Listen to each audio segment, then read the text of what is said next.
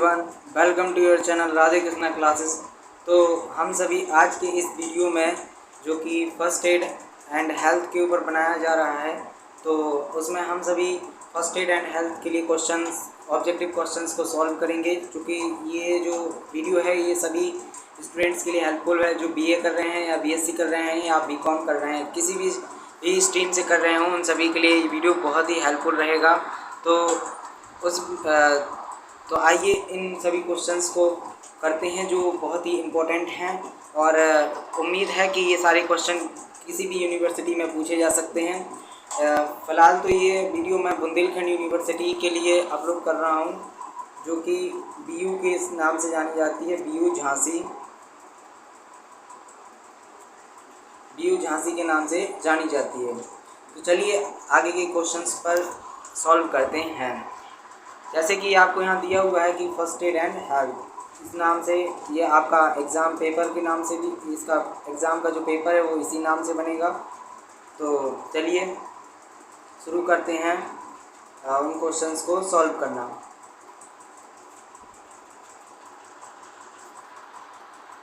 जैसे कि ये पहला क्वेश्चन आपको स्क्रीन पर दिख रहा होगा कि यदि घायल व्यक्ति सदमे में है तो उसके साथ कैसा व्यवहार करना चाहिए। यदि कोई व्यक्ति घायल है और वह सदमे में है तो उसके साथ कैसा व्यवहार करना चाहिए। ऑप्शन आपको दिए हुए हैं, 4 दिए हुए हैं। तो पहला ऑप्शन है उसे समझाना चाहिए, बी ऑप्शन है उसे सांत्वना देनी चाहिए, सी ऑप्शन है उसे उपयुक्त में से कोई उपयुक्त दोनों सही है, और डी ऑप्शन है आपका उपयुक्त में से कोई नहीं। तो आपका सही आंसर हो जाएगा उसे समझाना भी चाहिए और उसे सांत्वना देनी चाहिए। तो आंसर आपका हो जाएगा सी वाला, आपका आंसर सही हो जाएगा, उपयुक्त दोनों सही हैं। आइए इसके बाद अगला क्वेश्चन पर चलते हैं।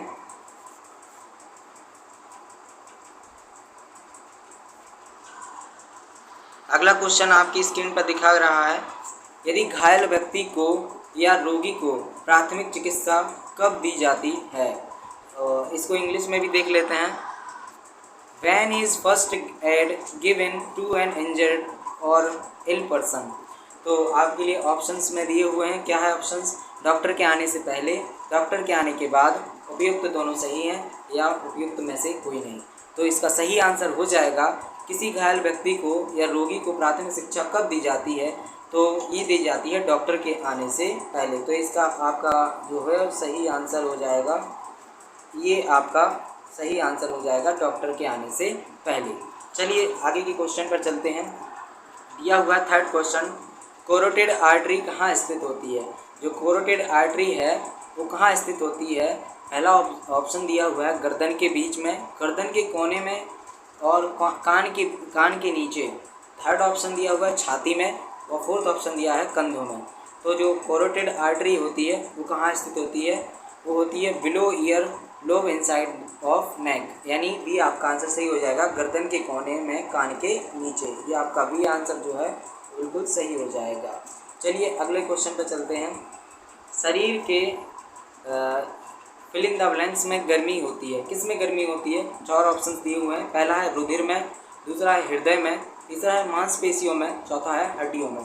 तो इसका सही आंसर हो जाएगा शरीर के किस भाग में गर्मी होती है। तो ये आपका आंसर हो जाएगा ए, रुधिर में, यानी ब्लड में आपकी जो है गर्मी होती है। किस में होती है, ब्लड में गर्मी होती है।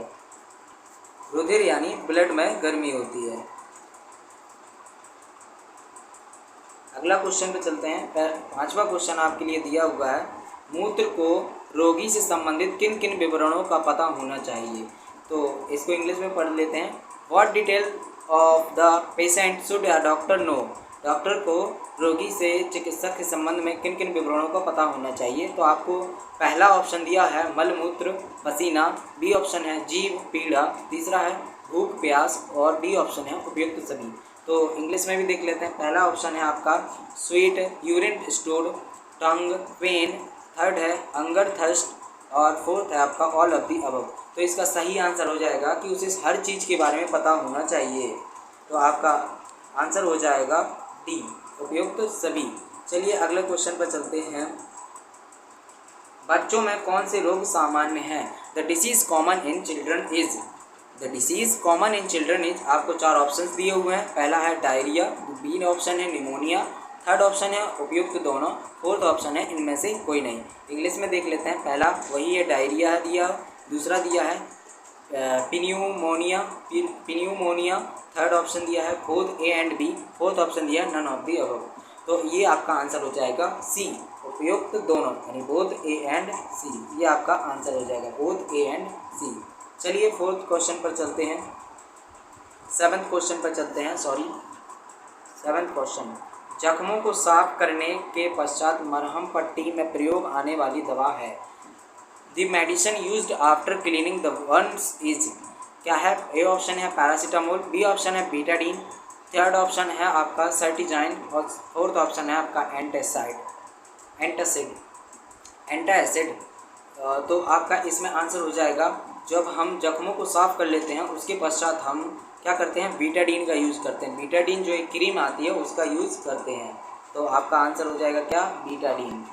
यहाँ भी बीटाडीन ही आंसर हो जाएगा। तो 8th क्वेश्चन है आपका, एक स्वस्थ व्यक्ति का हृदय धड़कता है, the heart beat rate of a healthy human being is, कितना होता है? 80 बार या 80 टाइम्स, 78 टाइम्स, 74 टाइम्स, 72 टाइम्स। तो ये आपका आंसर हो जाएगा डी, 72 टाइम्स। आपका नेक्स्ट क्वेश्चन पर चलते हैं। नेक्स्ट क्वेश्चन है, शरीर का ताप बढ़ने पर बढ़ जाती है। The increase in body temperature increases, शरीर का ताप बढ़ने पर क्या बढ़ जाता है? केवल नाड़ी की गति, केवल सांस की गति, नाड़ी व सांस दोनों की गति, इनमें से कोई नहीं। तो इंग्लिश में पढ़ लेते हैं, pulse rate, breath rate, both A and B, none of the above. तो ये बढ़ जाती है, आपकी दोनों की गति बढ़ जाती है, यानी पल्स रेट और ब्रीथ रेट दोनों आपका बढ़ जाता है। इसमें पल्स रेट भी बढ़ जाता है और ब्रीथ रेट, यानी आपका जो सही आंसर है वो बिल्कुल करेक्ट आंसर है। अगला देखिए, हाथ कब कब धोने चाहिए? हाथ कब कब धोने चाहिए, इसके ऑप्शंस आपको दिए हुए हैं। खाना खाने से पहले और बाद में, बी ऑप्शन है छींकने, खांसने या नाक साफ करने के बाद में, सी ऑप्शन है बीमार या घायल को छूने से पहले व बाद में, डी ऑप्शन है उपयुक्त सभी। इंग्लिश में पढ़ लेते हैं। When should we wash hand? First option है before and after eating food, B option है after sneezing, whooping and cleaning nostrils, C option है before and after touching injured और इल पर्सन, फोर्थ ऑप्शन है all of the above. तो इसका सही answer हो जाएगा ऑल ऑफ दी अबव।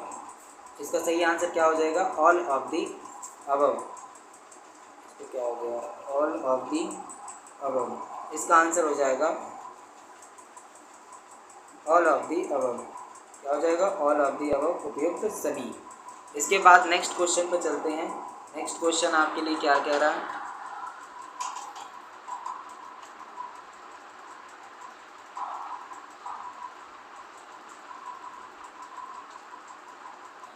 घायल व्यक्ति को सीआरपी कब देना चाहिए? घायल व्यक्ति को सीआरपी कब देना चाहिए, ये आपका क्वेश्चन दिया हुआ है। इसमें आपको 4 ऑप्शंस भी दिए हुए हैं। पहला ऑप्शन है 10 मिनट तक, बी ऑप्शन है 15 मिनट तक, सी ऑप्शन है जब तक वह मुँह खोलकर सांस नहीं ले लेता, और डी ऑप्शन है जब तक वह नाक से सांस नहीं लेता है। इसको इंग्लिश में भी देख लेते हैं। इंग्लिश में क्या बोल रहा है? For how long should CRP be given to the patient होना चाहिए, या इंजर्ड पर्सन, हाँ इंजर्ड पर्सन ही आपको दिया हुआ है। तो आपका आंसर क्या हो जाएगा? पहला ऑप्शन दिया हुआ है up to 10 minutes, up to 15 minutes, till until patients start breathing through out mouth, और फोर्थ ऑप्शन दिया है until patient start breathing through nose. इसका सही आंसर हो जाएगा सी ऑप्शन। जो सी ऑप्शन दिख रहा है वो आपका सही आंसर हो जाएगा, until patient start breathing through mouth, ये इसका सही आंसर हो जाएगा। अगले क्वेश्चन पर चलते हैं। देखिए दिया हुआ है,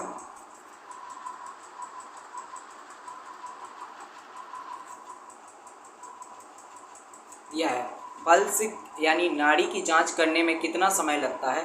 the ideal duration to count pulse rate is, आपका ऑप्शंस दिए हुए हैं। पहला है आपका 15 to 16 सेकेंड, सेकेंड ऑप्शन है 8 to 10 सेकेंड, थर्ड है 5 to 10 सेकेंड, और डी ऑप्शन है 12 to 15 सेकेंड।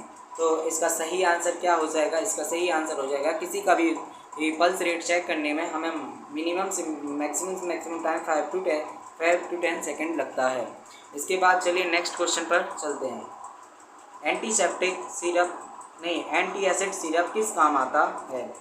तो ये आपके लिए 4 ऑब्जेक्टिव के विकल्प दिए हुए हैं।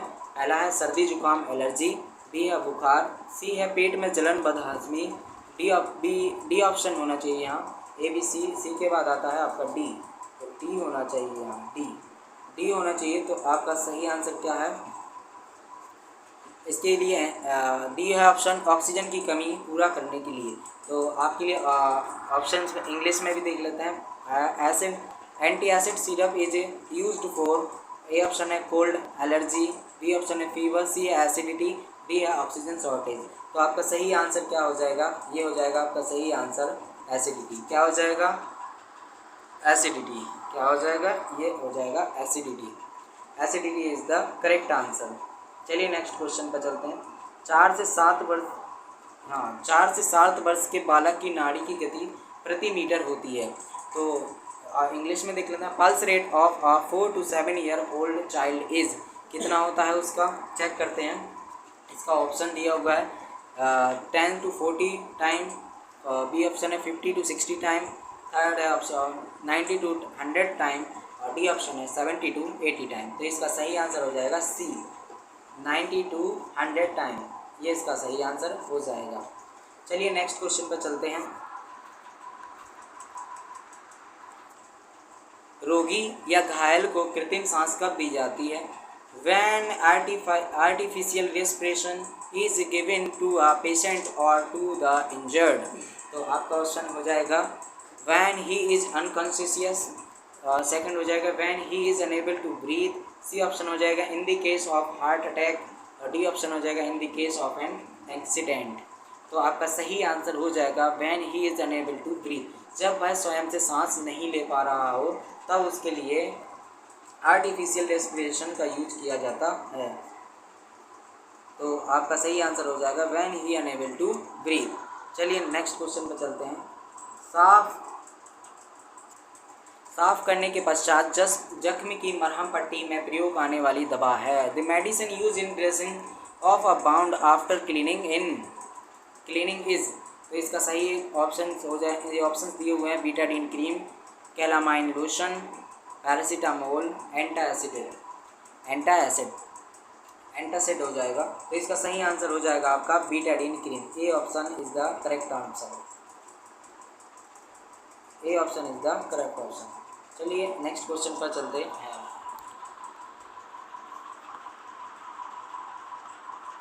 अगला क्वेश्चन है मरीज या घायल व्यक्ति को किस प्रकार रखना चाहिए?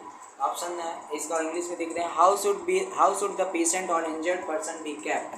किस तरीके से रखना चाहिए? ऑप्शन है आपका आरामदायक स्थिति में, गर्म, होश में, उपयुक्त सभी। इंग्लिश में लिख लें in a comfortable condition, warm, conscious, all of the above. ये हो जाएगा आपका ऑल ऑफ दी अबव, क्योंकि मरीज को सभी प्रकार की स्थितियों में रखना चाहिए। All of the above. चलिए अगला देखते हैं क्वेश्चन क्या दिया हुआ है। घायल व्यक्ति की जान बचाना किसका मुख्य लक्ष्य है? Whose main goal is to save the life of the injured person। तो फर्स्ट ऑप्शन है फर्स्ट एड, बी ऑप्शन है फैमिली, सी है सोसाइटी, डी है ऑल ऑफ दी अबव। तो ये सभी का काम है कि किसी भी व्यक्ति को सुरक्षित रखना, ये सभी लोगों का काम होना चाहिए। इसका होना चाहिए ऑल ऑफ दी अबव हो जाएगा इसका आंसर। चलिए अगले क्वेश्चन पे चलते हैं।